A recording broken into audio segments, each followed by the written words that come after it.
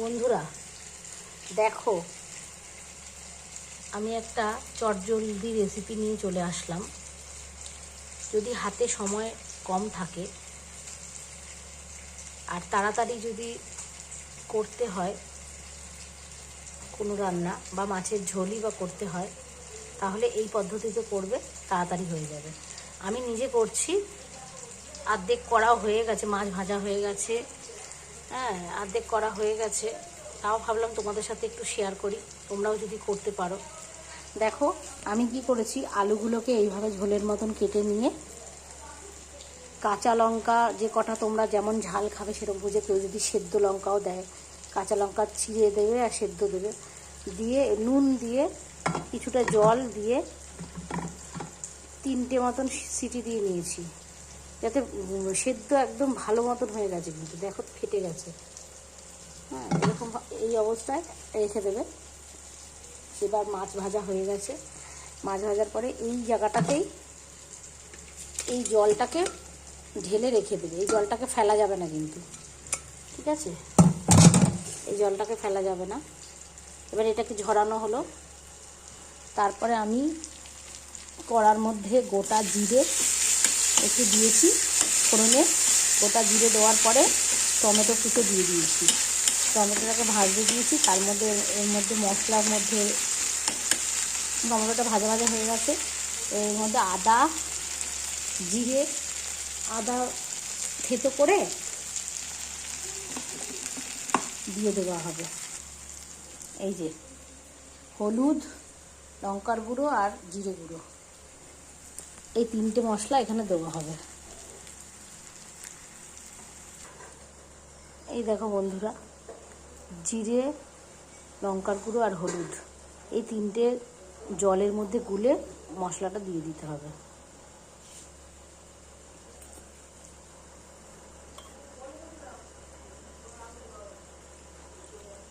সামান্য একটু জল দিলাম।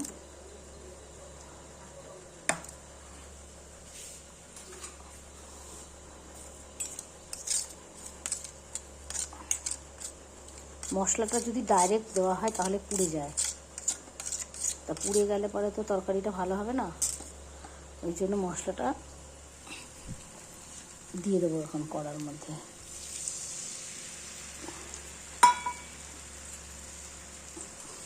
মাছ ভেজে আর প্রেসারে সিটি মারতে যতক্ষণ টাইম লাগে, এইটা করতে কিন্তু বেশিক্ষণ টাইম লাগেই না।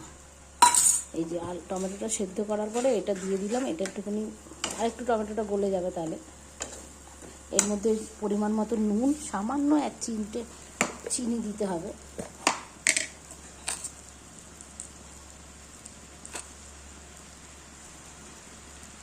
যেহেতু আলু সেদ্ধ করার সময় জলের মধ্যে নুন দিয়েছিলাম,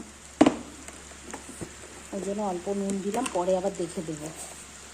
সামান্য একটুখানি চিনি, এই যে এইটুখানি চিনি দিতে হবে।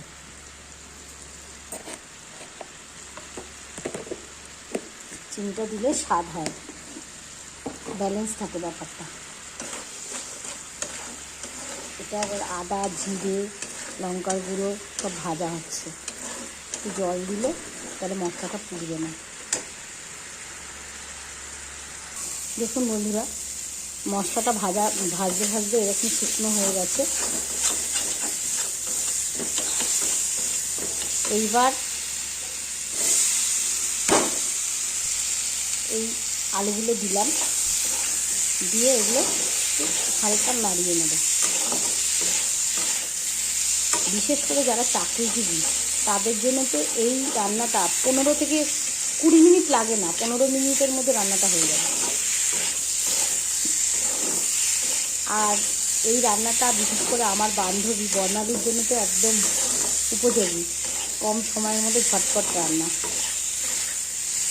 তুই যদি ভিডিওটা দেখে থাকিস তাহলে এইভাবে করবি, বুঝলি?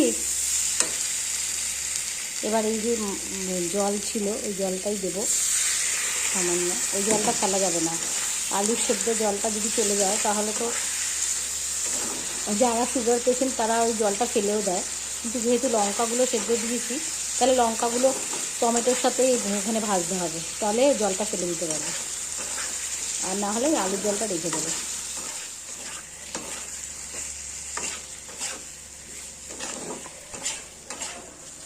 দেখো ভাজা হয়ে গেছে।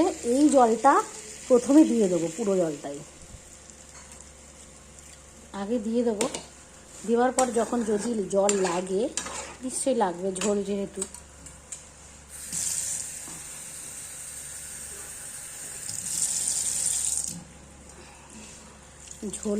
জল তো লাগবেই। এই ঝোলটা মানে স্বাস্থ্যের পক্ষে তো ভালোই, অল্প তেলে রান্না হয়ে যায়। কষাতে গেলে পরে, ভাজতে গেলে পরে অনেক তেল লাগে, সেখানে অল্প তেলে মাছটা ভেজে ওই তেলেই ফোড়ন দিয়ে টমেটোটা দেওয়া হয়ে যাবে।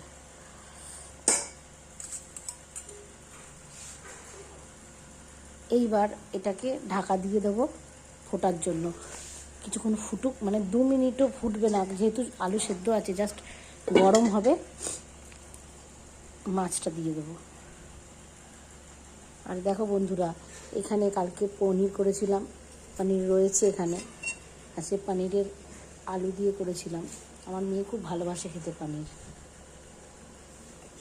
আর পনিরগুলো বেছে বেছে খাওয়া হয়ে গেছে, আলুগুলো রয়ে গেছে। ঠিক আছে, চলো দাঁড়াও, ওয়েট করো, এটা গরম হওয়ার জন্য। দেখো ফুটে গেছে, এখন টকবক করে ফুটছে। এই স্টেজে আমাকে মাছগুলো দিয়ে দিতে হবে, নাহলে মাছগুলো সেদ্ধ হবে না, কারণ আলু সেদ্ধ হয়ে গেছে। সব মাছ বেছে বেছে খাওয়া হয়ে গেছে, মাথা, তারপরে বডির পার্ট খাওয়া হয়ে গেছে। এবার লাস্টে লেজাগুলো থাকে, ওইগুলোই করতে হয়। এটা আর একটু ফুটুক, এখন আর ঢাকা না দিলেও চলবে। দেখো মাছের ঝোলটা ফুটছে এখনও, আর একটু হবে।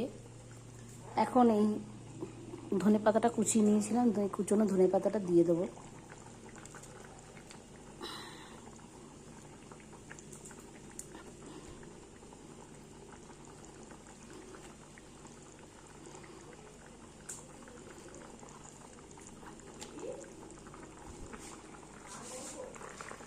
ধনে পাতা দিয়ে ফোটাতে ফোটাতে 2-1টা আলু ভেঙে দিয়ে দিই। দেখুন আমার আলুগুলো ভেঙে সেদ্ধ করে রেখেছি বলে নরম হয়ে গেছে।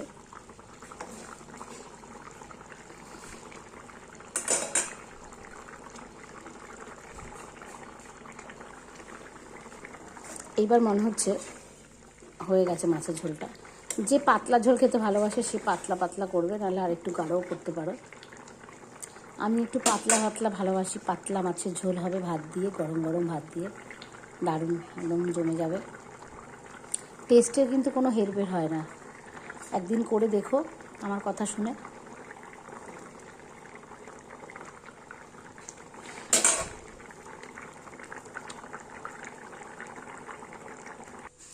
দেখো ফাইনাল লুক, মাছের ঝোল, পনিরের একটা তরকারি করেছি আলু দিয়ে। মাছের ঝোলটা দেখেছো রেডি হয়ে গেছে, 15 মিনিটও লাগলো না। ঠিক আছে, চলো বন্ধু, টাটা। তোমাদের যদি ভালো লাগে লাইক কমেন্ট শেয়ার করে দিও। আর কি বলবো, আর যদি তোমরা কোনো দিন কেউ এইভাবে বানিয়ে থাকো, তাহলে আমাকে একটু কমেন্টে জানিও যে কেমন হলো। টাটা।